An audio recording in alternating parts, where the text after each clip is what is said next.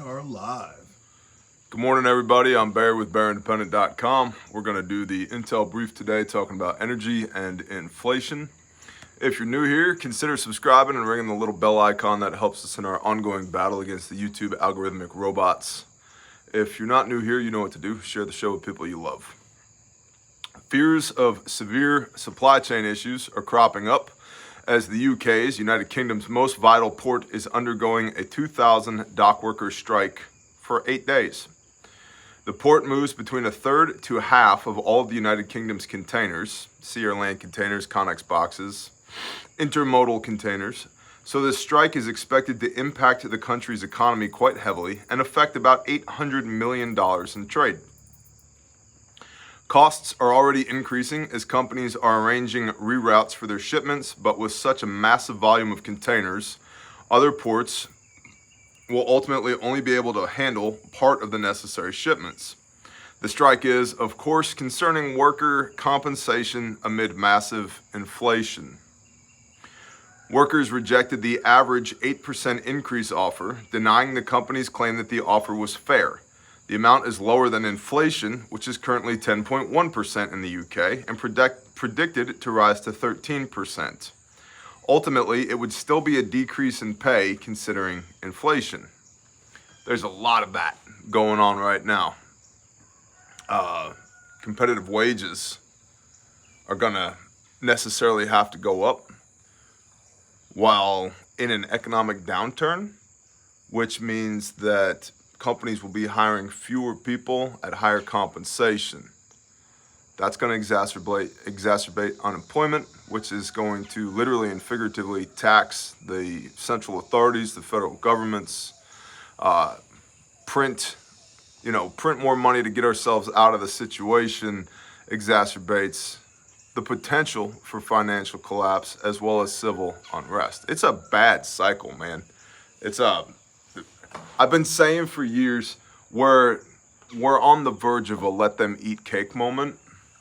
I think we're getting there. When people start killing each other for bread, and I think unfortunately we have the potential for that, it's going to get real ugly real quick. Currently, people in Britain are facing a notable cost of living crisis, which has so far resulted in planned or carried out strikes from trains and subway workers, postal workers, lawyers, and even garbage collectors. Al Jazeera reported that, ironically, this could increase inflation overall. Quote, "So there are businesses and there are consumers around the UK already struggling, and action like this, of course, is going to make those supply chains still more vulnerable and could be a factor in increased inflation going forward," end quote. It's kind of what I just said. It's interesting when you find yourself agreeing with Al Jazeera, right? Reports reveal that, unsurprisingly, major economies around the world are struggling and global growth is decelerating. Earlier this year, the World Economic Forum, our favorite supervillain Klaus Schwab and his band of marauders, they need a cool name, like some villain conglomerate name. And good theme music. Yeah. And like costumes. Yeah. Like actual costumes. We should bring back the Black Mask, Ooh, like the ultimate villain. Yeah, I think the bald-headed supervillain meme is played out, with the cat on your lap. Yeah. I think we need to bring back the Black Mask across just the eyes, right? As if that helps. But okay. Klaus Schwab, the World Economic Forum, reported earlier this year, quote, "Australian wage growth increased at its fastest rate in almost 8 years in the last quarter. However, pay gains still lagged behind inflation," end quote. This is a common story in many countries, an indicator that unless something changes fast, more social unrest is coming, and that social unrest will lead to more supply chain disruptions, exacerbating inflationary issues, and on the cycle goes. Yep. It's the self-licking ice cream cone, as Saul likes to say. Another piece of telling information from the World Economic Forum, quote, "Over 65s in the UK are returning to work as a result of cost of living rises," official figures suggest. The number of employed people older than 65 rose by nearly 175,000 in April-June, hitting 1.47 million, end quote. As inflation outpaces bonds earnings and retirement portfolios shrink, older people in the U.S. are also delaying retirement or coming out of retirement to make ends meet in these extraordinary times. Been seeing a lot of that. Have you seen much of that, Mr. Dudley? Yes, indeed. Especially those people that were hired as part-time, then forced to work full-time hours with part-time compensation. Then they got used to all of that. Now they're back to working part-time again and can't make ends meet. Interesting. It's been a while since we've kind of taken a look at what news is out there. I was reading the news this morning, which is an interesting hobby. I'll just say that. It's all propaganda. It's just a matter of whose propaganda, whose bias are we reading. And there's a handful of articles here I wanted to look at from different propagandists. Let's see if this will even load anymore. There we go. From RT, Germany rules out nuclear to save gas. The economy minister says the plants don't have enough capacity to make a significant difference in the power supply. Germany should not keep nuclear power, reading from RT. Germany should not keep nuclear power plants running to ensure the power supply, as their capacity is insufficient to make up for natural gas shortages, Economy Minister Robert Habeck said on Sunday. Quote, "It is the wrong decision given the little we would save," end quote, Habeck said at a meeting with citizens at the government's Open Door Day, as cited by Reuters. Berlin is deciding whether to extend the lifespan of the country's 3 operating nuclear power plants to make up for the rapidly dwindling natural gas supplies from Russia. However, according to Habeck, keeping the plants running would only save about 2% of gas, which is insufficient and unlikely to help the situation, especially as it would require revisiting debates over former Chancellor Angela Merkel's legislation to halt the use of nuclear power by the end of 2022. Habeck said one nuclear power plant in Bavaria could still be allowed to carry on, but only if a stress test can show that it is able to sufficiently help out with the power supply this winter. Separately, German Chancellor Olaf Scholz said the results of the test will be available by the end of the month or in early September, when the final decisions regarding the nuclear power plants will be made. I don't know everything there is to know about power generation, but I have done a good bit of it building infrastructure. I think we're going to see more nuclear power around the world, necessarily. There's a big push right now, kind of underground push amongst the leftists to talk about clean nuclear energy and green nuclear energy, which is interesting. When they were completely against it. Oh yeah, I know. Fukushima, right? Since Fukushima, it's just been a travesty. And what about Chernobyl and 3 Mile Island and blah, blah, blah. I'm not saying any of those things were good, but statistically, nuclear energy is like super duper safe. It's also interesting that, from nuclear energy to nuclear weapons isn't that big of a hop, skip, and a jump. And I think that might be part of why we've seen less enthusiasm at getting nuclear plants up and operating around the globe. But they're really freaking efficient. You really just need some uranium and or plutonium and a body of water, and then a whole bunch of specialized equipment. No, not even that. I saw a documentary a few years ago where they designed fully self-enclosed nuclear power plants that use like a brine solution, where you don't need cooling towers or anything, and they're small and compact. They could run like a town or a county. Yeah. And you just have some of those all over the place, and the nuclear fission, that stuff cannot be turned into it cannot be weaponized. Yeah, so those little tiny nuclear generators, that's another thing they're talking about doing as well. That's actually an indication of decentralization. Yes. Which is expensive but good, because that builds resilience into the grid. It builds resilience into the community. If you have your own power plant in your town, that makes it a lot more difficult for the power to go out for you, whether because of natural reasons or unnatural reasons. But anyway, I think we're going to see more of a proliferation of nuclear technologies in the next decade or so. And I think it's stupid for Germany to turn off nuclear plants that they already have, even if it's only producing 2% of the power that they need. That's 2%. That's not nothing. It's already there. Let the sucker run.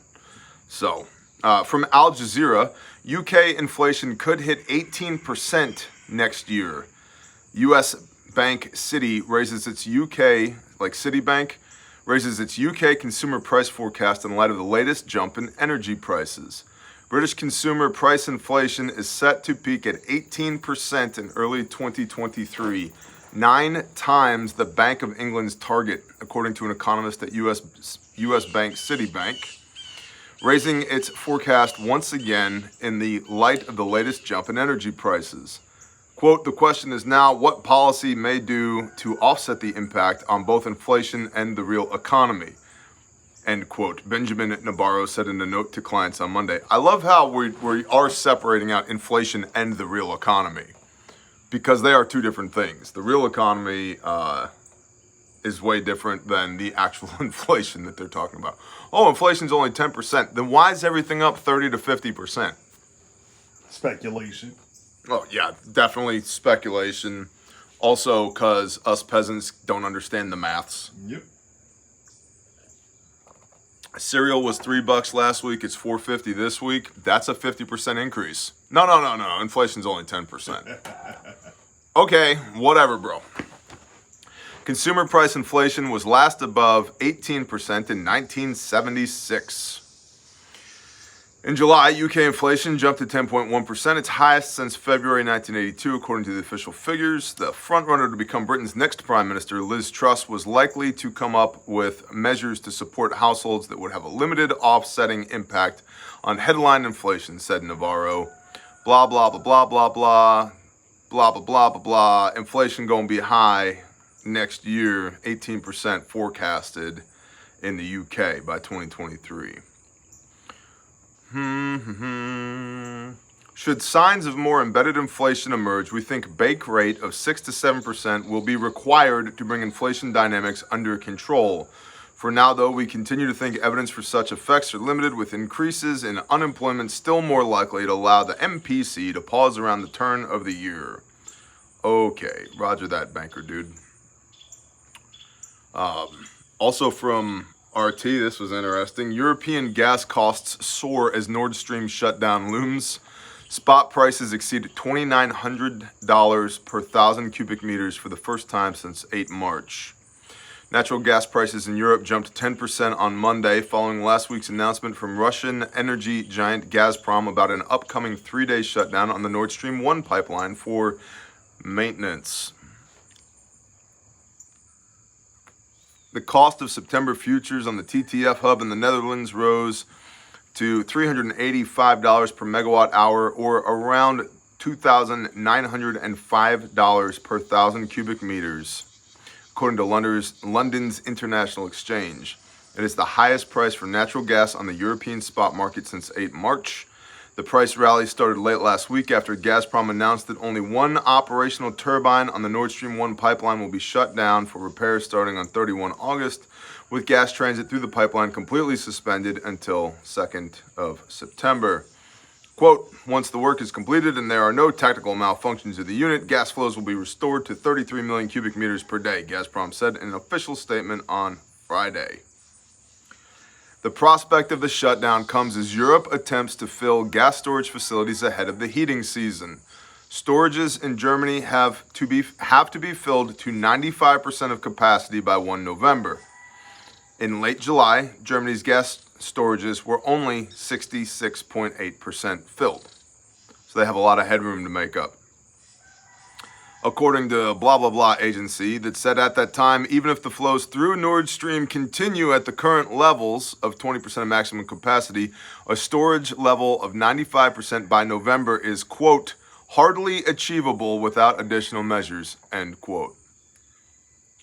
It's going to be a long, cold winter. It's going to be a long, cold winter. I think, who was it? was it Nikita Khrushchev that said that to JFK? Or was it JFK that said it to Khrushchev? I don't remember which one. And lastly, I wanted to bring this up. I told my kids about this morning. I don't know. This is from the Blaze. I don't know if you can see this on camera. Can you see that? Yes. Okay. See that right there? Uh-oh. I got a pop-up. Oh, from cbddistillery.com. Oh. Thanks. That's cool. We don't need that. We can just go to the corner store.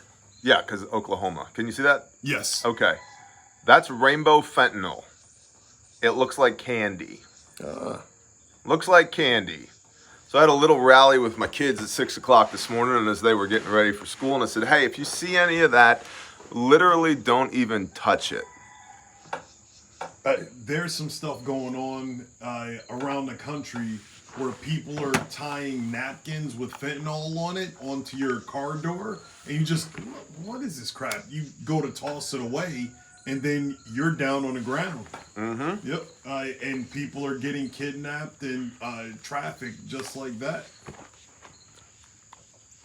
2 milligrams of fentanyl. 2.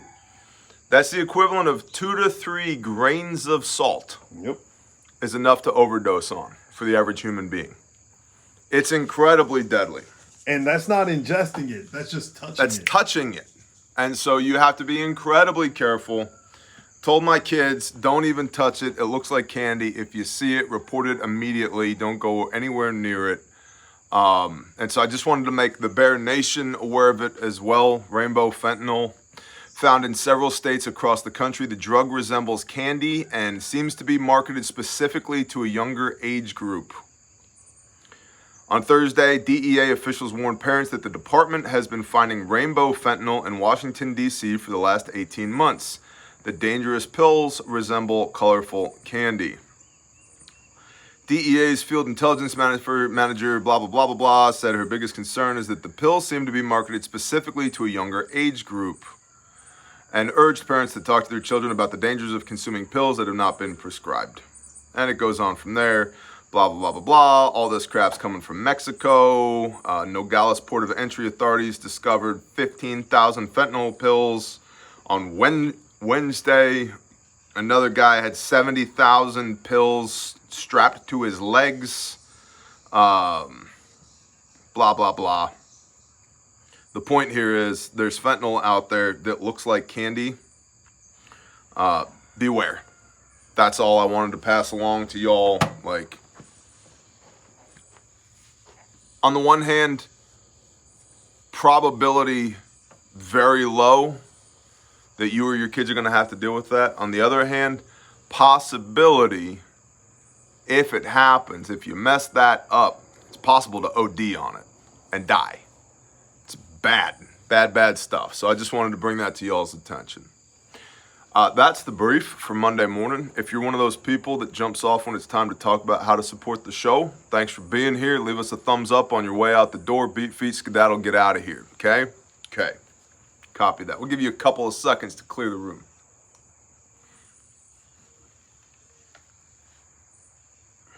The number's going up. 1320, 1334. Wow. Actual 400 likes.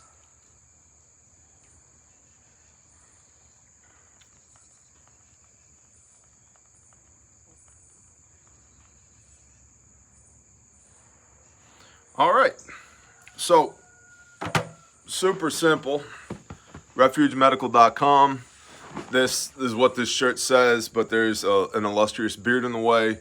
This shirt is soaked with sweat. This beard is soaked with sweat. I'm soaked with sweat because before I did this with y'all, I was rucking with a new rucksack, and I'm a hot mess. I need a shower pretty bad.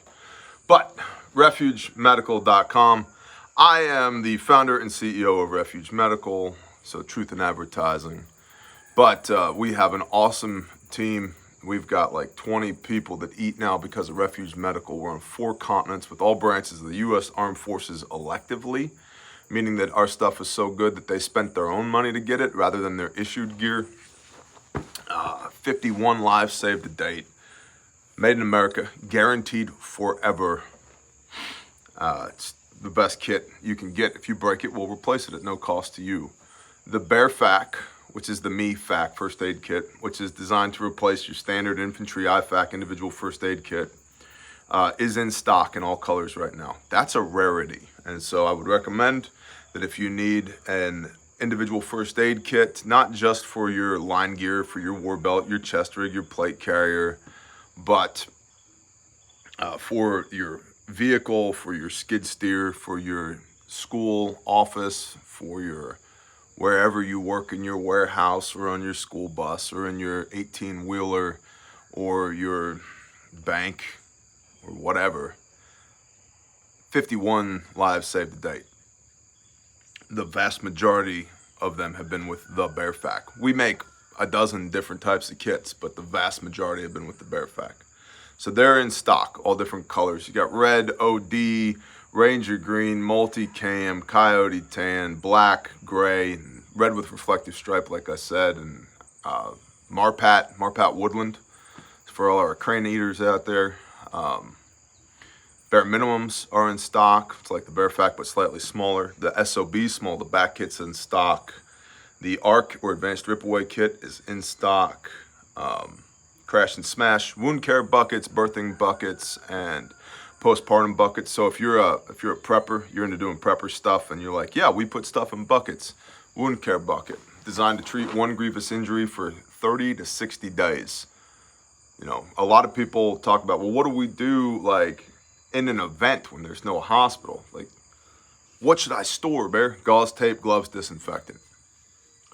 And then it clicked one day. I was like, I bet you we could fit all that stuff in a bucket. And we did, and it worked. And you can't buy the stuff we put in that bucket and assemble it for less money than what we charge you for it. And if you use promo code BEARNATION, you'll get free shipping on it as well, which in today's day and age is not nothing. So that's Refuge Medical. That's a quick sit rep on everything that's in stock at Refuge Medical. Thank you for supporting our American-made small businesses. Like, it's y'all. It's the Bear Nation. We'd be out of business if it wasn't for you guys and girls. So thank you. That shirt is for sale as well, right? I think there's shirts there, yeah. Well, do a superhero pose. Chest out, looking off to the side. All right, good. Perfect. I'll screenshot that. Thank you. Refuge Training. If you have a first aid kit, that's awesome. If you don't know how to use it, that's not awesome. So refugetraining.com, you can find classes in Waco, Texas and Dallas, Texas currently. There will be more dates being posted in the near-ish future, but our guys are on the road training right now. So they will post more class dates when they get back from performing the current class dates, like Philly and Indianapolis and so forth and so on. So, refugetraining.com, I'd strongly encourage you, if you're in North Texas, to go to the Dallas class, and if you're in Central or South Texas, go to the Waco class. The Waco class is at Tiger Valley. It's an excellent facility. It's going to be a really good time. Responder 1, you learn the March algorithm, which is massive bleeding, airway, respiratory, circulation, head injury, hypothermia, everything else, and the basic stop the bleed protocols. Responder 2, you learn all of that, plus CPR and AED, and an introduction to scenario-based training, which generally involves a motor vehicle accident and how to respond to that, because statistically that's the most dangerous thing you do as an American. It's drive. And then Responder 3 is all of that stuff, plus force on force, blue guns, sim guns, scenario-based training, active shooter response, barricading doors, buddy drags, buddy carries, moving casualties, Casevac and Medevac, yada, yada, yada, yada. It's tremendous. So that's Refuge Training. Check that out, refugetraining.com. You can use Bear Nation as a promo code there as well. I think it gets you 5% off all the classes. And lastly, but not leastly, grindstoneministries.com. Thank you to everybody who supports Grindstone Ministries. We've been making a lot of moves here lately, both on the restoration front for juvenile human trafficking survivors and for the rescue front for victims of sex crimes. And we would be dead in the water if it wasn't for y'all. So thank you for everybody who has prayed over the ministry and continues to pray over the ministry. Thank you to everybody who has donated their fiat currency, their blood, sweat, and tears, their time, their treasure, material support. We couldn't do it without you. We spent most of last week working on Caleb House, which is our restoration facility. We went to Saving Grace to do a project there, and we had a week slated for it, and we knocked it out in a day. And it was like, well, we have the whole week for construction stuff. How about we go to Caleb House and do our construction stuff? So we did. Hauled a lot of rock, moved a lot of dirt, did some road building, continued to work on drainage, working on ponds, got the power company to come out and figure out where the power poles are going to go, began excavating for the septic system, talked to the water company, made some really good contacts, blew up just about every vehicle we had and managed to get them all repaired in the same week. It was a good time. It was a really good time. And so I can't say thank you enough for supporting Grindstone Ministries.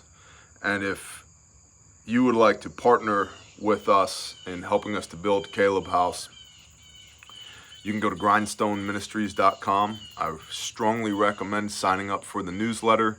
That way, the next disaster relief deployment that we do, you'll be in the loop on that, and you'll also stay up to date on the progress reports that we put out for what's happening at Caleb House, as well as what's happening for the multitude of individuals that we currently have in our care who are victims of sexual abuse, what their restoration looks like, and honestly what the needs of the ministry are, so that we can all stay plugged in together. You know, Kent at Saving Grace, we were out there last Monday, a week ago, working on his fence. And he has a saying that I love. And it's super basic, but I love it. And his saying is simply, we're better together. Like, how do we all plug in together? We're better together. And I firmly believe that. Like, I know it's the hand of the Father that all this stuff is happening, but he's using you to make it happen. So I appreciate you very deeply for being willing to be used by the creator of the universe so that we can go do badass stuff to rescue people and put them back together again. And with that, that's the show for today. Y'all have a blessed day. Shalom.